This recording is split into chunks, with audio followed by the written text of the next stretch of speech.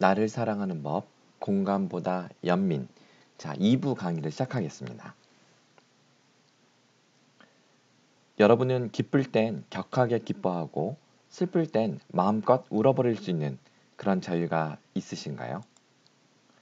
세계적인 심리학자 폴 블룸 교수를 제가 근무하는 서울대학교 행복연구센터에서 초청을 해서 강연을 들었는데요. 그때 강연 주제가 I against empathy. 나는 공감에 반대한다 라는 제목의 강연이었습니다. 우리나라에는 폴 블룸의 저서가 공감의 배신이라는 제목으로 번역이 되어서 출판이 되었는데요. 자, 이때 공감이란 타인이 생각하고 느끼는 것을 판단하는 능력을 말합니다. 그런데 이 공감이라는 것이 우리가 뜻하지 않게 겪을 수밖에 없는 부작용이라는 게 있다는 것을 지적하고 있습니다. 공감은 관심과 도움이 필요한 곳을 환히 비추는 스포트라이트와 같은 역할을 합니다. 분명 빛을 비춘다는 긍정적인 효과는 있습니다만, 그런데 스포트라이트는 빛을 비추는 면적이 좁고 자기가 관심 있는 곳에만 빛을 비춘다는 그러한 특징이 있습니다.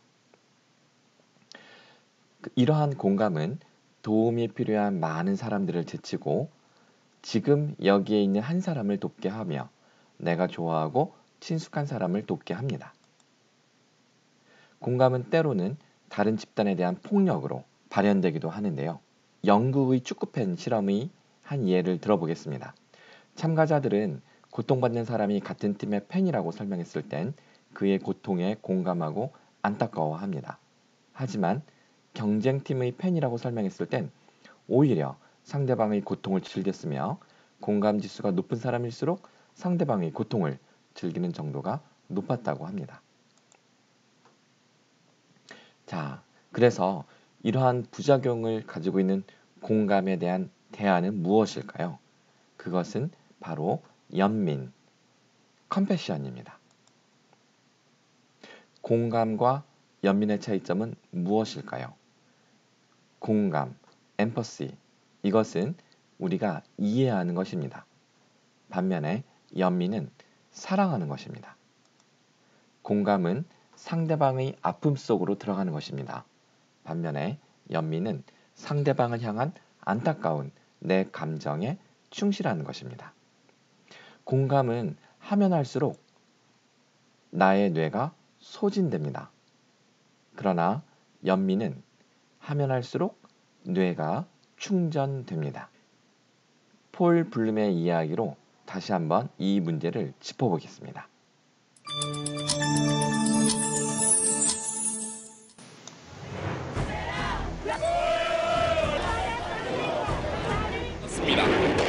시리아 정박의 피해를 기록했습니다. 민간인이 숨졌습니다.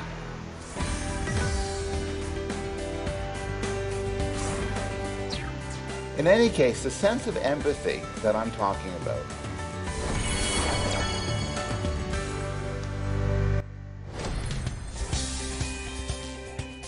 so this is neither good nor bad.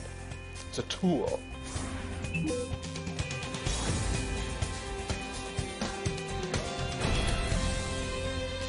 An amazing collaboration between the neuroscientist Tanya Singer and the Buddhist monk and biologist Matthew Ricard. And what they did was they put people in a brain scanner and they got them to either feel empathy towards other people or they got them to feel compassion towards other people. And they summarized the results like this. Compassion is an other-related emotion. It connects to other people. It's linked to positive feelings like love. It leads to good health and approach and kindness. But empathy, they argued, leads to empathic distress, which is a self-related emotion, leads to negative feelings like stress, poor health and burnout, and withdrawal and non-social behavior.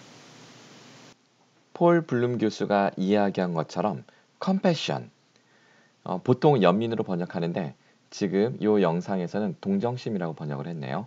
이 컴패션은 타인과 연결되는 감정이며 사랑의 감정을 끌어올리고 좋은 건강 그리고 친사회적 동기부여 즉 이타심을 발현시키는 데 도움이 된다고 합니다. 반면에 엠퍼시 즉 공감은 스트레스를 유발하면서 건강을 악화시키고 반사회적 행동을 유발시키는 것으로 연구가 되었던 것이죠. 연세대학교 신학대학원의 권수영 교수님의 공감의 힘이란 제목으로 진행된 유튜브 영상에는 이러한 댓글이 달려 있습니다. 친구가 어려울 때 힘이 되어주고 함께 진심으로 공감해주는 사람은 정말 고마운 친구입니다. 그런데 어려웠던 친구가 자기보다 더 잘 되는 일이 생겨서 더 앞서가는 상황이 되니까 질투를 하게 되고요. 그리고 저 밑에 보면 어려울 때 배려와 도움을 주던 그 사람이 갑자기 시기 질투를 해서 약점을 비웃고 공격까지 하는 경우가 생깁니다. 라고 하면서 공감의 부작용에 대한 이러한 의견을 피력하는 댓글이 달려 있더라고요. 자, 우리는 왜 공감을 하면서 더 힘들어질까요? 바로 권수영 교수님의 이야기를 조금 더 살펴보겠습니다.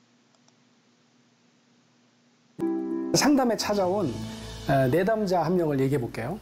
이 친구는 간호대생이었어요. 그래서 열심히 간호대생으로 생활하는 친구인데 실습이라는 게 있나 봐요. 한 3, 4년 되면. 실습하면 이제 밤늦게 끝나나 봐요. 그래갖고 그날은 점심도 못 먹고 저녁도 못 먹었어요. 이 친구가 절친이랑 자취를 합니다. 근데 밤늦게 한 10시가 돼서 집에 돌아가는데 2끼를 굶으니까 죽을 것 같아. 너무 배고파요. 그래갖고 뭘 사 먹어야 되겠는데 다 문을 닫은 거예요. 예. 지나가다가 보니까 자취방 바로 앞에 포장마차에서 막 떠리를 파는데 딱 1인분 조각금 떡볶이가 남은 거예요. 그래서 떡볶이 1인분을 샀습니다. 집에 가서 먹어야지. 헐레벌떡 집으로 돌아갔습니다. 한 10시 넘어서 들어가는데 이 친구가 항상 9시면 자는 친구야. 그날은 어떻게 했을까요? 안 자고 있어요. 얘가 또 안 자고 있네. 그리고 이제 떡볶이를 사갖고 딱 들어갔더니 이 아이가 또 이렇게 뚫어지게 쳐다보면서 또 이 개코야. 그래가지고 냄새를 맡았네. 그래갖고 떡볶이? 야, 나 안 그래도 떡볶이 먹고 싶었는데. 그러니까 야, 내가 그럴 줄 알고 널 위해서 사왔지. 진짜? 그럼. 봐봐, 1인분밖에 안 남았잖아. 나는 먹고 들어왔지. 진짜야? 너무 고마워. 야, 너 생각하는 건 나밖에 없지? 너 진짜 안 먹어도 돼? 난 먹고 들어왔다니까. 나 배 터질 것 같아. 진짜로 같이 먹자. 됐다니까. 야, 딱 1인분이잖아. 너 주려고 내가 남겨온 거야. 그리고 진짜 방에 들어갔는데 배에서 그냥 요동을 치는 겁니다. 꼬르륵꼬르륵하고. 그러니까 갑자기 눈물이 펑 터지고. 한참을 울었습니다. 이거 뭐지? 그래서 이 친구가 상담에 찾아온 거예요. 내가 관계 안에 내 자리가 없구나. 경계가 없구나 걸 이 친구가 알아차린 거죠. 대단한 친구. 이 친구가 어떤 친구인지 그래서 상담을 해보니까 막내로 자랐어. 막내야. 엄마 아버지가 굉장히 나이가 좀 있으셔가지고 신경을 잘 못 써주시는 거죠. 그래서 이 친구 어떻게 할까요? 내가 다 살게요. 걱정하지 마세요. 라고 해서 공부도 열심히 하고요. 언니, 오빠들은 다 장성했는데 나 때문에 또 대학 학비도 걱정하실까 봐 이 친구가 의과 대학을 갈 수 있는 성적이 나왔는데도 저 간호대 갈게요. 간호대가 내 적성에 맞아요. 라고 해서 전액 장학금을 받고 간호대에 갈 친구예요. 이해되시죠? 그래서 이 친구가 그렇게 나를 주장하지 못하는 데는 이유가 있는 거죠. 그죠? 착한 아이 컴플렉스 아니면 착한 친구 컴플렉스에 왜 컴플렉스가 많이 붙었을까요? 내가 그렇게 안 하면 내가 버림받을 것 같아요. 그렇게 안 하면 내가 사랑 못 받을 것 같아요. 그런 불안이 크면 클수록 나는 내가 다 해야 되는 겁니다. 혹시 아세요? 캔디라고? 외로워도 슬퍼도 나는 아니고 아시죠? 미친 거죠 완전히? 외로워도 슬픈데 왜 아는 게 아니죠. 못 운 거죠. 울 대상을 못 만나는 거죠. 테리우스가 잘 해줬나 모르겠어 나중에. 그래서 캔디가 나중에 중년에 상담 많이 받았다는 얘기가 있어요. 그냥 우울증에 와가지고. 가족과 친구들에게 공감하느라 정작 자신의 감정은 소외되었다. 이게 바로 착한 아이 컴플렉스 혹은 착한 친구 컴플렉스라고 하는 그러한 공감의 부작용을 우리가 심하게 알 수 있는 그러한 현상을 말합니다. 자, 그렇다면 우리가 머리로 이해하고 애를 쓰면서 상대방이 아픔 속으로 들어가려는 이러한 노력, 이 공감의 부작용을 이겨내기 위해서 우리는 그 대안으로 무엇을 해야 할까요? 바로 연민입니다. 연민에 대해서 조금 더 자세히 살펴볼까요? 이 세상에서 가장 아름다운 영어 단어는 무엇일까요? 한국 사람이 가장 사랑하는 황수관 박사님께서 생전에 남기신 감동 영상 중에 하나입니다. 오늘 제목을 이렇게 생겨봤습니다. 이 세상에서 가장 아름다운 영어 단어는 무엇입니까? Beautiful. 혹시 아십니까? No. 제가 말씀드릴게요. 가장 아름다운 영어 단어가 마더, 어머니입니다. 이것이 이 세상 가장 아름다운 영어 단어로 앙케이트 조사가 되었습니다. 두 번째 가장 아름다운 영어 단어가 father 같으면 얼마나 좋겠습니까? father 아니고 patient, 열정, 정열입니다. 열정, 정열. 세 번째 가장 아름다운 영어 단어가 father 같으면 얼마나 좋겠습니까? smile, smile. 네 번째 가장 아름다운 영어 단어가 father 같으면 얼마나 좋겠습니까? 예, 아빠는 이거 아까 전에 말한 love, 사랑입니다. 또 안 나와. 아빠는 언제 나오는 여러분 놀라지 마십시오. 5번에도 아버지가 없었습니다. 10번째도 father가 없었습니다. 더 놀라지 마십시오. 70번에 가도 father가 없었습니다. 그래 때려치워버렸습니다. 우리 아버지들은 죽읍시다. 조현기 죽읍시다. 충격이네. 고수님들 죽읍시다. 여자 빼고는. 여러분요. 저는 1945년 해방동입니다. 우리 누나 둘하고 저하고 일본에서 태어났습니다. 일본 어디서 태어났냐면 여러분 히로시마 아시죠? 원자 폭탄들 히로시마. 태어났는데 미국 폭격이 와서 폭탄을 내려버려. 아침 식사하다가 아버님이 놀라서 숟가락을 놓고 탁 튀었습니다. 튀면서 돌아보면서 어머님 보고 빨리 따라오라고. 그때 그 당시에 저는 어머니 뱃속에 있었습니다. 9개월 때 있었습니다. 큰 누나 4살, 둘째는 2살인데 돌아보는 순간 깜짝 놀랐습니다. 우리 어머님이 큰 무거움을 이끌고 우리 누나들을 들쳐온 거예요. 아버님 튀어 달아나고 있고 혼자 튀어 달아나고 돌아보는 순간 아버님이 전쟁터에 처자식을 버리는 에비런실 전쟁, 전쟁터에 자식을 버리는 의미는 없구나. 앞으로 폭격이 떨어지면 다시는 안 달아나야지. 그런데 그 다짐도 멀리 가지 않았습니다. 제가 한국에 와서 내가 45살에 6.25가 터졌습니다. 우리 어머님이 이렇게 짐을 이고 바로 뒤에 5살 제가 걸어갔습니다. 그 뒤에 둘째 누나, 마지막에 큰 누나도 짐을 이렇게 지고 가는데 수류탄이 날아왔습니다. 콱 날아오니까 아버님이 지게를 지고 이쪽에 수로에 처박혀 없습니다. 탁 처박혀서 탁 보니까 처자식이 안 보이거든. 이거 어떻게 됐나? 올라가니까 세상에 우리 어머님이 뭐 다 버려버리고 우리 자식 새끼 새를 품에 안고 이쪽에 쓰러지는 거예요. 아버님이 혼자 이쪽에 처박혀.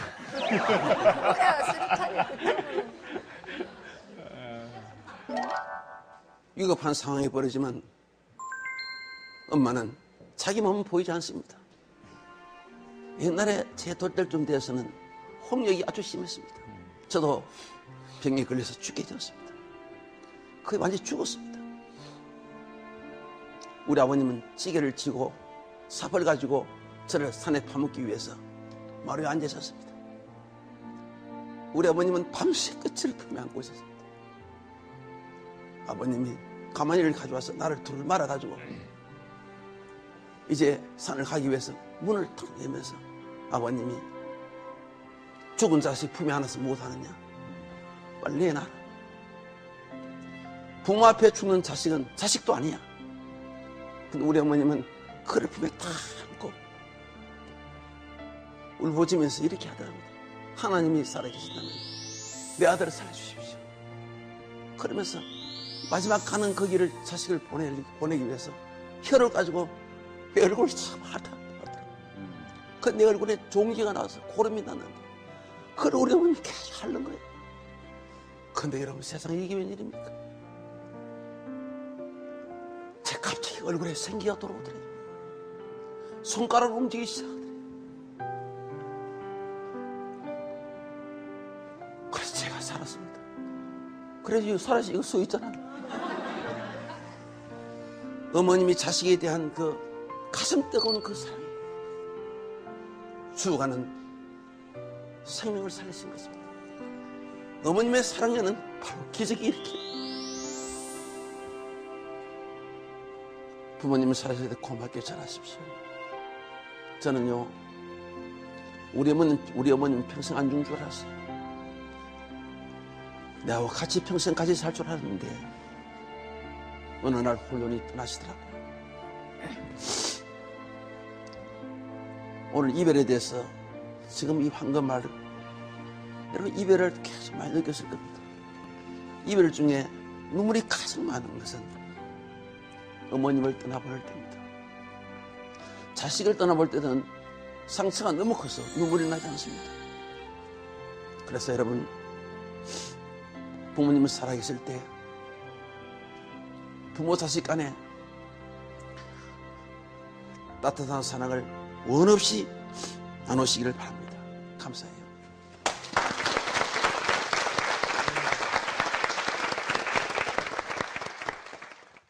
선영 씨가 좀 표정이 많이 안 좋습니다.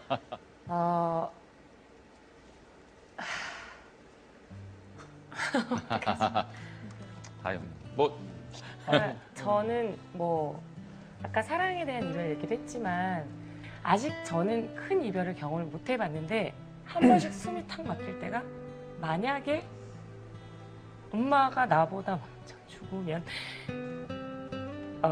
저희 어머니는 저 때문에 종교도 바꾸신 분이거든요. 예. 제가 혼자 울고 상주를 할까봐.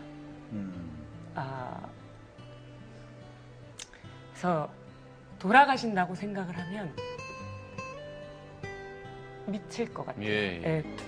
엄마의 눈물을 본 적 없죠. 미안해요. 고마워요.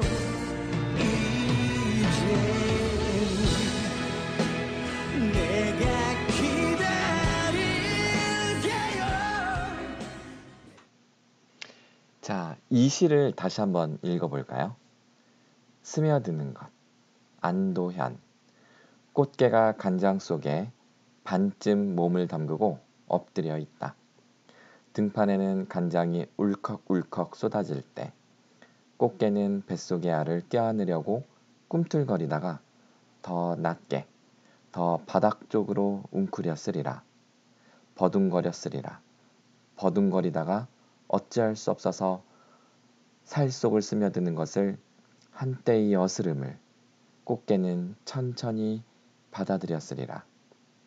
껍질이 먹먹해지기 전에 가만히 알들에게 말했으리라. 저녁이야. 불 끄고 잘 시간이야. 이 엄마 꽃게가 가지고 있는 이 모성애, 이게 연민이고요. 그리고 그러한 이 시를 읽으면서 엄마 꽃게의 이 안타까운 마음을 우리가 느끼잖아요. 그렇죠? 스스로가. 이게 바로 우리에게 보편적인 인류애적 감성, 즉 연민이 살아있다는 것을 증명하는 것이라고 할 수가 있겠습니다. 정서를 조절하는 우리 인간의 뇌의 감성 시스템은 변연계라는 곳에 있습니다. 자, 여기서 대뇌피질을 걷어내면 인간의 그 뇌의 중간쯤에 바로 감정을 조절하는 변연계가 들어 있습니다. 이 인간의 변연계는 세 가지 기능을 하는데요. 불안 생존 시스템, 흥분 욕망 시스템, 그리고 연민 이완 시스템, 이 세 시스템이 세 가지의 기능을 수행하고 있습니다. 이 중에서 연민이완 시스템이 바로 대표적인 항스트레스 호르몬인 옥시토신을 분비하면서 마음을 이완시키고 평화로움을 느끼게 하는 역할을 하는데요. 출산할 때 자궁을 수축시키고 유선을 자극함으로써 즉 모성애와 관련된 기능을 수행하기도 합니다. 뿐만 아니라 연민은 감성 에너지가 바닥나도 할 수 있는 최후의 힐링 전략이라고 할 수가 있습니다. 자, 이와 같은 연민을 우리가 느끼기 위해서는 현재를 살아가야 됩니다. 앞서 1부에서 살펴본 바와 같이요. 까르페 디엠, take it, 오늘을 살아라. 즉 현재를 살아가는 사람들의 뇌에서 바로 연민이라는 감정, 즉 컴패션이 느껴집니다. 연민의 감정을 느낄 때 우리의 뇌가 충전이 되고 행복감을 느낄 수가 있는 것이죠. 자, 두 가지 말씀드렸죠. 수업 시간에는 현재에 집중하는 맥락적 필기를 하자. 그리고 일상을 살아가면서 지금 이 순간 여기에 나의 생각과 마음을 머무르게 하자. 그러면 우리는 연민의 감정을 느끼면서 행복감을 느낄 수가 있습니다.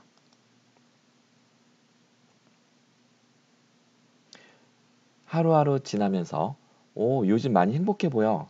자, 이런 말을 듣는 여러분들이 되시기를 바랍니다.